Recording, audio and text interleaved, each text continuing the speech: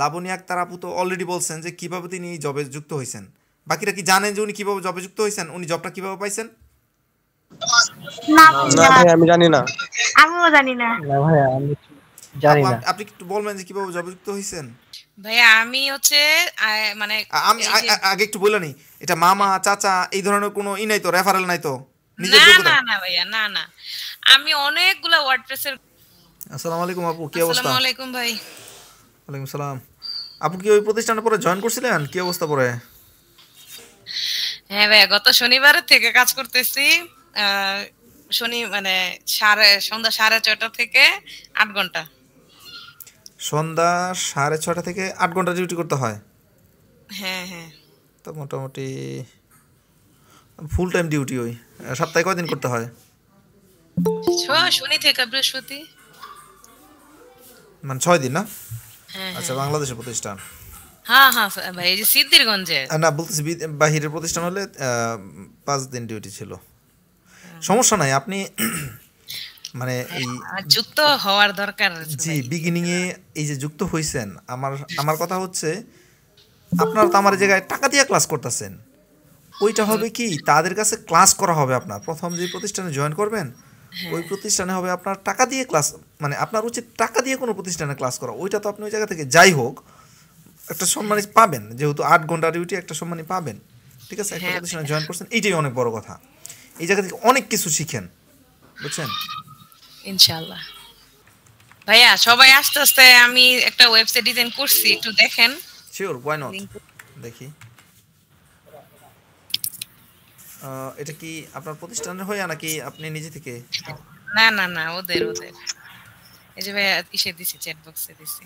ঠিক মানে আছে। কিছু করা ছিল, হোম পেজের উপরের অংশটা করা ছিল, ওদের মেনুটাও করা ছিল। পরে আমি মেনু করতে চাইলাম, আর ভাল লাগেনি। এমনিতে বাকি সব কাজ করছি, কার্ড ফ্লোর পেজগুলা, ল্যান্ডিং পেজগুলা সব করছি। এই মেনুটার কথা আপনি আমাকে বলছিলেন না? জি ভাইয়া। মেনুটা কি আপনি করছিলেন নাকি তারাই করছিল পরে কি? মানে এটা ওরা হেডার ফুটার বিল্ডার ইউজ করে নাই, এই আর কি। না, এটা ওরা করে রাখছে। আচ্ছা। মানে ওরা কোনো হেডার ফুটার বিল্ডার প্লাগইন ব্যবহার করে নাই। হুম হুম। এমনিতে আর কি ওই যে কাস্টমাইজে গিয়া মেনুটা এভাবে করছে। তো এখন আমি মেনু করছি। এখন করার পরে দেখা যাইতেছে কি উপরে এই যে উপরের যে সেকশনটা, এটার উপরে একটু গ্যাপ আইসা পড়ে, আবার নিচেও গ্যাপ আইসা পড়ে। হুম তো হুম। এই জন্য আবার করছিলাম, থিম চেঞ্জ করছিলাম। থিমটা চেঞ্জ করার পরে ঠিক হইছে। তারপরে হচ্ছে এই যে হোয়াটসঅ্যাপের বাটনটা বসানো যাইতেছিল না ঠিক মতো, পরে আবার আগেরটাই দিয়ে দিছি। আচ্ছা ঠিক আছে, কাজ হইলেই হয়েছে। ল্যান্ডিং পেজ গুলো একটু দেখেন। আচ্ছা দেখতেছি। লাইমস্টোন কয়টা? এই ক্যারোসেলটা ওরা অ্যাড করে দিছিল, আমি আর ক্যারোসেলে কিছুই করিনি। আমি শুধু নিচের ওই যে ইসের এই অর্ডারের এগুলো না? অ্যাড করছি। হ্যাঁ, হোম পেজে এগুলো অ্যাড করছি, আর বাকি হচ্ছে ল্যান্ডিং পেজ গুলো সবগুলাই ডিজাইন করছি।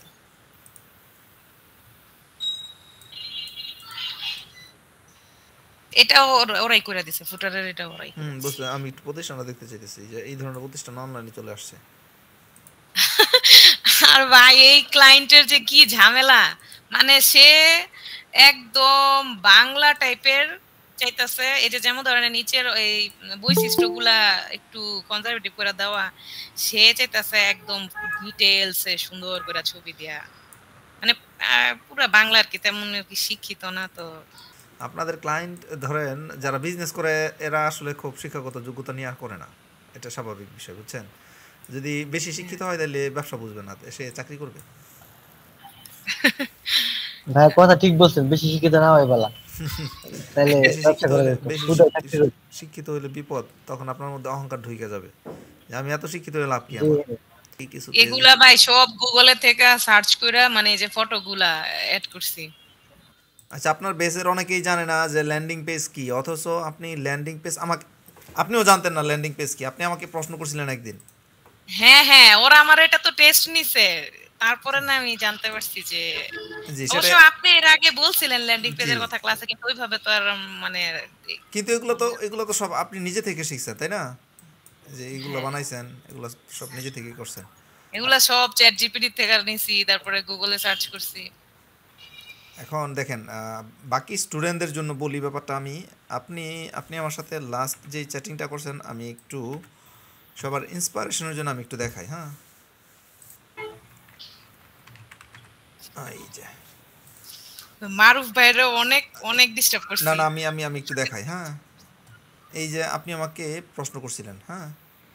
প্রশ্ন করে আমি সাথে সাথে উত্তর দিতে পারি নাই, আমি বিজি ছিলাম, বিজি থাকাটা স্বাভাবিক ব্যাপার। আমি পরে আপনাকে উত্তর দিছি, হ্যাঁ। দিছি পরে আপনি কি বলছেন? জি হ্যাঁ ভাইয়া মারুফ ভাইয়ের সাথে কথা বলেছি, কথা বলে করেছি। তার মানে কি আপনি কিন্তু আমার জন্য বসে নাই, ওই যে একটা নেটওয়ার্ক তৈরি করছেন, হ্যাঁ। মানে খোকন ভাই না থাকলেও যে আরও কোনো ভাইয়ের কাছ থেকে সাপোর্ট নেওয়া যাবে, এই যে আপনি একটা বিকল্প রাস্তা তৈরি করছেন, লাভটা কার হয়েছে বলেন তো? হ্যাঁ ভাই, আমাদেরই লাভ হয়েছে। লাভ আপনাদের হয়েছে, বাকি স্টুডেন্টদের তো আমি একই কথা বলছি। তো আমি কিন্তু সাপোর্ট দিয়ে যাচ্ছি, যত স্টুডেন্টদের যারাই আছে তাদের সবাইকেই সাপোর্ট দিয়ে যাচ্ছি। আমার অনেক স্টুডেন্ট যারা আমার কোর্স শেষ হয়ে গেছে তাদের সাথে কিন্তু আমি ইচ্ছা করে কমিউনিকেশন রাখছি। একটা ছেলেকে যদি আমি হেল্প করলে যদি সে ভালো কিছু করতে পারে, আমি মনে করি যে এটাই আমার জন্য সদগায় জারিয়া। সাথী আপু প্রথম বেঁচে বলছিল যে সাকসেস হয়ে দেখাবে, কিন্তু আমাকে এখনও সাকসেস দেখাইতে পারে না। কিন্তু লাবণী আক্তার আপু আমাকে সাকসেস হয়ে দেখাইছে আমাদের বেস চলাকালীন সময়। অলরেডি একটা জব করতেছেন, স্যালারি যাই হোক, আমি বলতেছি না স্যালারি কম বা বেশি। একজন ওয়েব ডেভেলপার হিসেবে স্ট্যান্ডার্ড একটা স্যালারি হওয়ার কথা, যেহেতু 8 ঘন্টা ডিউটি করেন এবং মানে সপ্তাহে 6 দিন ডিউটি করেন, আমি বিশ্বাস করি যে খুব ভালো আছেন। তারপর সবচেয়ে বড় কথা, যদি স্যালারি কমও হয়, আমি বলতেছি না কম, আপনি অনেক স্যালারিতে চাকরি করতেছেন। আমার কথা হচ্ছে যদি বাকি স্টুডেন্টরা কম স্যালারিতে হয়, কোনো একটা প্রতিষ্ঠান ঢুকে যায়, যে আমি বেস চলাকালীন সময়ে আমি যদি কোনো প্রতিষ্ঠানে ঢুকে যেতে পারি, ওই প্রতিষ্ঠানে কাজ করতে গিয়ে আমি যেসব সমস্যাগুলোর সমাধান মানে সমস্যাগুলোতে পড়বো, এই সমস্যাগুলো খোকন ভাই আছে যেহেতু খোকন ভাই সমাধান করে দিবে। এইটা একটা আপনাদের জন্য একটা মানে সুবর্ণ সুযোগ ছিল। আপনারা আমাকে ভাই, প্রশ্ন, এটা অনেক বড় একটা ভরসা। জি সেটাই। আমি আপনার ভরসায় আমি ওদের সাথে যুক্ত হয়েছি। আমার এক স্টুডেন্ট, আমি ইউটিউবে ভিডিওটা আপলোড করবো, আমার এক স্টুডেন্ট ক্লায়েন্টের সাথে কাজ করতে গিয়ে ক্লায়েন্টকে কলে রেখে আমাকে বলছে যে স্যার একটু হেল্প করতে হবে। কি হেল্প?